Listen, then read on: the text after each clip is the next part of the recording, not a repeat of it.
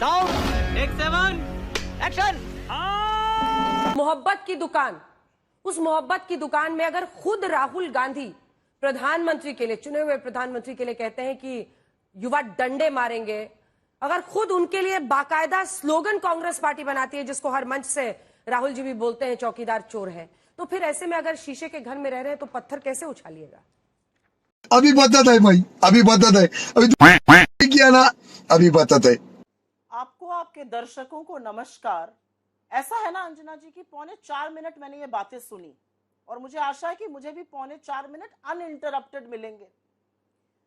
मैं अगले 1 घंटे अपनी दलीलें दूंगी, ये बीजेपी की ओर से आज भेजे गए ये अपनी दलील देंगे, लेकिन मैं हर दलील के पहले ना एक बात आपसे कहना चाहती हूँ। राजनीति में शिष्टाचार जो है ना वो विलुप्त करती जा रही है भारतीय जनता पार्टी। मेरे हाथ में एक ये चिट्ठी है, आपका डिबेट इस पर है ना, पहले इस पर मैं चर्चा करूंगी फिर आपके डायरेक्ट सवाल का भी जवाब दूंगी। मेरे हाथ में ये चिट्ठी है, इस चिट्ठी को मल्लिकार्जुन खड़गे जी ने, जो कांग्रेस पार्टी के अध्यक्ष है, नेता प्रतिपक्ष है राज्यसभा में, उन्होंने प्रधानमंत्री को लिखा था। राहुल जी की जान को जो धमकियां दी जा रही उसका उन्होंने उल्लेख किया था। चिट्ठी की शुरुआत आदरणीय प्रधानमंत्री आपको जन्मदिन की बधाई देकर किया गया। इस चिट्ठी का जवाब नरेंद्र मोदी जी की ओर से नहीं आया, इस चिट्ठी का जवाब जेपी नड्डा, जगत प्रकाश नड्डा जी, जो भारतीय जनता पार्टी के अध्यक्ष हैं, उन्होंने लिखा। तो चलिए शुरू करते हैं। और राजनीतिक शिष्टाचार हर तरह से उसकी हत्या करते हुए इसमें ना सम्मानीय, ना आदरणीय, ना आपका कोई शब्द नहीं लिखे गए। आप जिस पार्टी को लिख रहे हैं वो 139 साल पुरानी पार्टी है। जिस व्यक्ति को लिख रहे हैं आपसे उम्र में ही नहीं, आपसे एक्सपीरियंस में भी तमाम गुना ज्यादा है। 60 साल तो उनका निर्वाचित सदस्य रहने का अनुभव है। इस तरह से उनको आप चिट्ठी लिख रहे हैं। यहाँ पे भाषा की मर्यादा की बात हो रही है। अंजना जी, ये चिट्ठी तो आपने भी पढ़ी होगी शो करने के लिए। ये चिट्ठी और खड़गे जी की चिट्ठी को अगल बगल लिखकर देख लीजिए। इस चिट्ठी की इतनी सड़क छाप भाषा, मैं हतप्रभ हूं कि नड्डा जी ने इस चिट्ठी को साइन कैसे किया। क्या इमोशनल डैम इट, ये उनकी भाषा है? क्या उनके लिए किसी ने लिखा है? मतलब इस चिट्ठी की जो भाषा है, मैं सोच नहीं सकती हूं कि एक पार्टी का अध्यक्ष, हम लोगों में आपस में कभी कभी गर्मा गर्मी हो जाती है, हम लोग कुछ बातें कर देते हैं, लेकिन एक पार्टी का अध्यक्ष 3 पन्ने में इस तरह की भाषा का प्रयोग कर रहा है। उनका शुरुआत चिट्ठी की और अंत तक वो उसी भाषा का प्रयोग कर रहे हैं। तो मैं क्यों ना मानूं कि यही संस्कृति है बीच। और इतनी गरीब सोच राजनीतिक रूप से, इतने छोटे मन से, इतने कृपण मन से राजनीति आप लोग कर रहे हैं। ये वॉट अबाउटरी करिएगा। मैं आपके सवाल का जवाब देने से पहले एक चीज का उल्लेख यहां पर पूरी तरह से करना चाहती हूं। मोदी जी कोई दूध पीते बच्चे तो है नहीं। मोदी जी इस देश के प्रधानमंत्री हैं। कोई सेरेलैक दूध पीते बच्चे छुई मुई तो है नहीं। चिट्ठी उनको लिखी जाती है, जवाब नड्डा जी देते हैं। मुजरा और मंगल सूत्र की बातें करते हैं मोदी जी, जवाब नड्डा जी से मांगा जाता है। क्यों? मोदी जी जवाब नहीं दे सकते थे चिट्ठी का। मैं फिर से यहां पर एक सवाल का उल्लेख करना चाहती हूं जो मैं 2-3 दिन से कर रही हूं और यह जरूरी है उल्लेख करना। आपकी सारी बातों का मैं जवाब दूंगी। आपने जो यहां पे सारी बातें बोली उन सबका मैं जवाब दूंगी, क्योंकि भाषा की मर्यादा तो देखिए, जब प्रधानमंत्री किसी को विधवा, किसी ब्याहता को 50 करोड़ की गर्लफ्रेंड कहता है तो वही भंग हो गई। तो आप मुझसे भाषा की मर्यादा पे प्लीज बात मत करिए। लेकिन यहां पर इस देश के लोकतंत्र में 5 बार चुने हुए सांसद इस देश के नेता प्रतिपक्ष के खिलाफ दिल्ली की सड़कों में, दिल्ली पुलिस के सामने जो अमित शाह को रिपोर्ट करती है, आपका लीडर तरविंदर सिंह मारवा कहता है, राहुल गांधी तेरा वो हश्र होगा जो तेरी दादी का हुआ था। क्या हश्र हुआ था राहुल गांधी की दादी का? राहुल गांधी की दादी, इस देश की प्रधानमंत्री इंदिरा गांधी को 32 गोलियों से छल्ली कर दिया गया क्योंकि उन्होंने आतंकवाद के सामने घुटने नहीं टेके। तुम्हें शर्म है? कुछ शर्म आया है? क्योंकि उन्होंने खालिस्तानियों की नहीं सुनी, क्योंकि उन्होंने इस देश को एकजुट और अखंड रखने के लिए अपने प्राणों की आहुति दी। आप उस राहुल गांधी को आतंकी बुलाएंगे जिनके पिता के इस कदर चिथड़े उड़ गए थे अंजना जी कि जब अंत्येष्टि करने राहुल गांधी पहुंचे तो उनको उनके शरीर को बिखरे हुए शरीर को एकजुट करना पड़ा। उसको आप आतंकी बुलाएंगे? आप उस राहुल गांधी को आतंकी बुलाएंगे जो इस देश के किलोमीटर, 4500 किलोमीटर पैदल नाप देता है इस देश को एकजुट रखने के लिए? आप उस राहुल गांधी को आतंकी बुलाएंगे जिसका परदादा इस देश की आजादी के लिए 9.5 साल जेल में रहा? कुछ भी कहिएगा आप लोग। और अब मैं आपकी उस बात का जवाब देती हूं। नरेंद्र मोदी जी मंच से क्या क्या कहते हैं इसका उल्लेख मुझसे मत कराइए, अच्छा नहीं रहेगा। महिलाओं का सर झुक जाएगा। जिस तरह की कैट कॉलिंग तक नरेंद्र मोदी जी ने की है बंगाल जाकर, या जिस तरह एक वैधव्य झेलती हुई नेत्री को कांग्रेस की विधवा कहा, राजीव जी की, शहीद राजीव जी की पत्नी को, या जिस तरह से एक ब्याहता को 50 करोड़ की गर्लफ्रेंड कह दिया, या इस तरह से एक समुदाय को बोल दिया ये ज्यादा बच्चे पैदा करते हैं, ये घुसपैठियां हैं, ये आपका मंगलसूत्र छीन लेंगे। तुम चुल्लू भर पानी में जाके डूब के मर जाओ।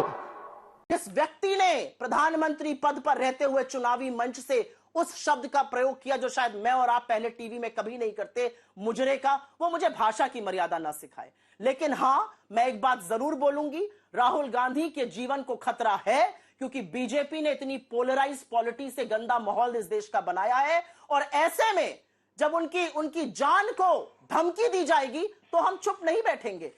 खड़गे जी की इस चिट्ठी का बहुत शिष्टाचार पूर्वक भी जवाब आ सकता था। कहा जा सकता था लोकतंत्र में कोई जगह नहीं है हिंसा की, हम भी भर्त्सना करते हैं, आप भी भर्त्सना करिए, बिल्कुल गलत है। दोनों बार तरीके से आपके सारे सवालों का जवाब दूंगी, लेकिन जो झूठ बोला गया यहां पर ना, वो आदत है।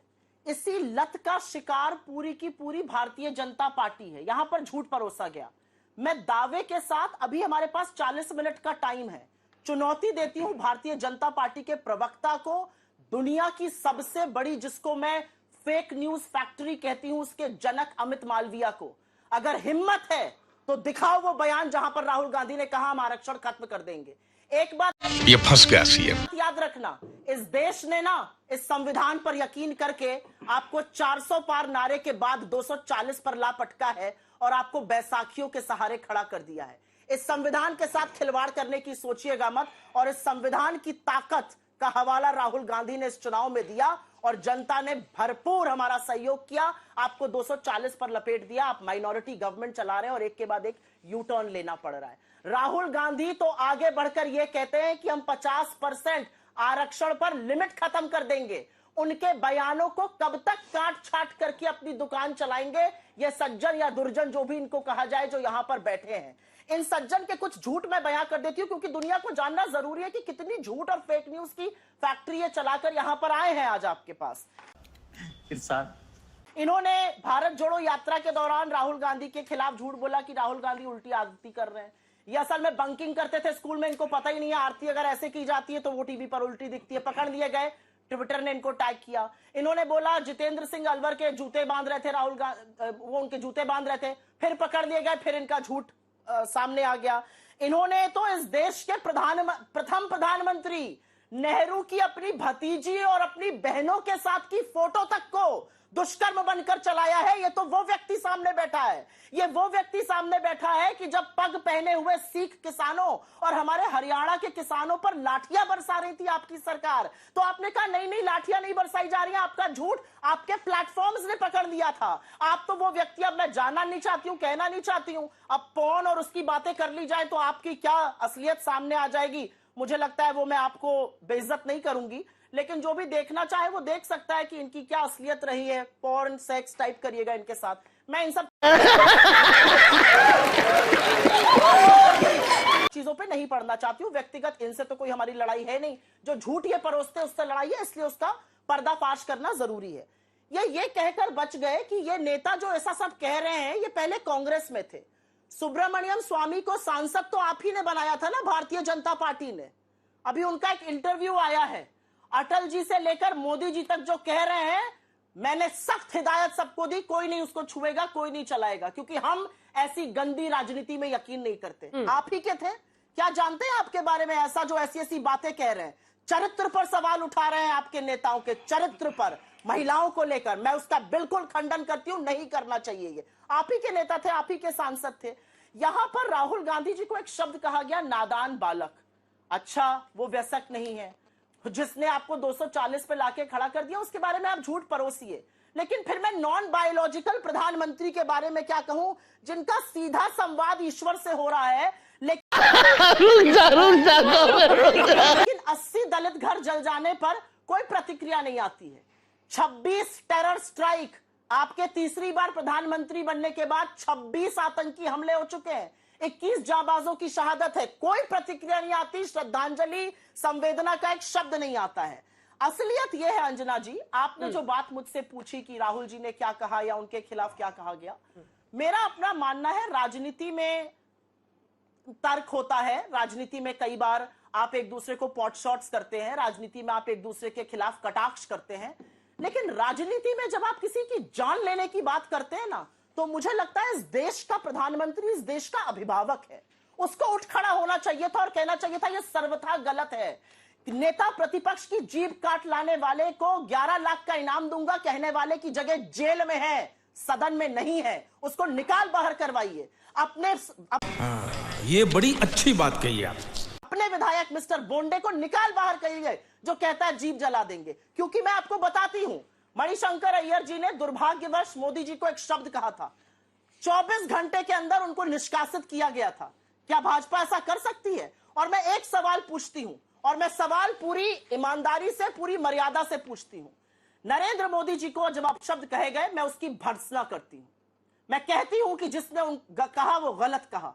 क्या आप उसी आत्मबल और साहस के साथ यह कह सकते हैं कि रविंद्र सिंह बिट्टू, मिस्टर मारवा, मिस्टर बोंडे, गायकवाड़, रघुराज सब गलत कह रहे हैं? उनको ऐसी बातें नहीं कहनी चाहिए। आपकी पार्टी उसका समर्थन नहीं करती है, आप उसका विरोध करते हैं, आप उनको सजा देंगे, आप उनको पनिश करेंगे, नजीर बनाइए। आप सत्तारूढ़ दल है इस देश का।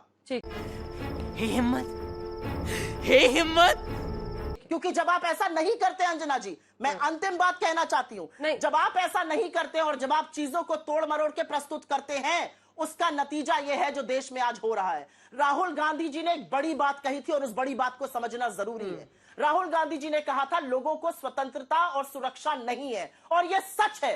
क्या इस देश में आर्यन मिश्रा एक लड़के का गाड़ी से दौड़ाकर हत्या इसलिए नहीं की गई क्योंकि कुछ लोगों को यह शक था कि वो मुसलमान है? यही हरियाणा फरीदाबाद में। इसका जवाब एक के बाद एक सबका जवाब दूंगी। इमरान मसूद जी ने जब ये कहा, मैं इसकी भर्त्सना करती हूं, गलत कहा उन्होंने, और यही कारण था कि लोगों ने उन्हें इस लोकतंत्र में सजा दी उसकी।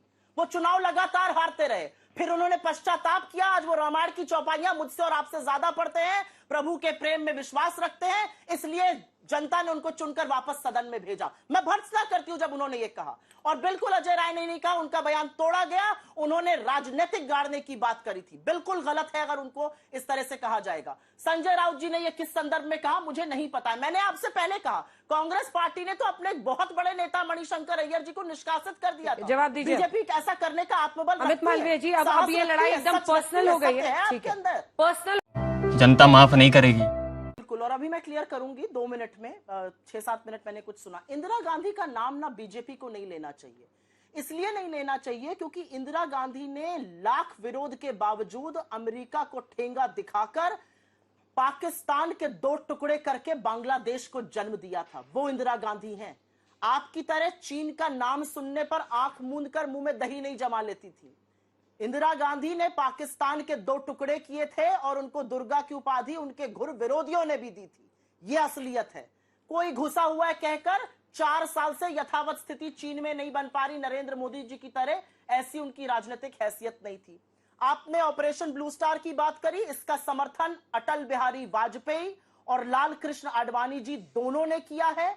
यह एक फैक्ट ऑफ हिस्ट्री है और इसका उल्लेख अब आपकी पार्टी में शामिल कैप्टन अमरिंदर सिंह ने भी किया है। कभी वक्त मिलेगा जाइएगा उनके पास बैठिएगा, वो बताएंगे कि इसका समर्थन अटल बिहारी वाजपेयी जी ने और लाल कृष्ण आडवाणी जी दोनों ने किया था। तो इंदिरा जी पर सवाल मत उठाइएगा, बहुत बौने दिखते हैं आप। खत्म, bye bye, tata, good bye, गया।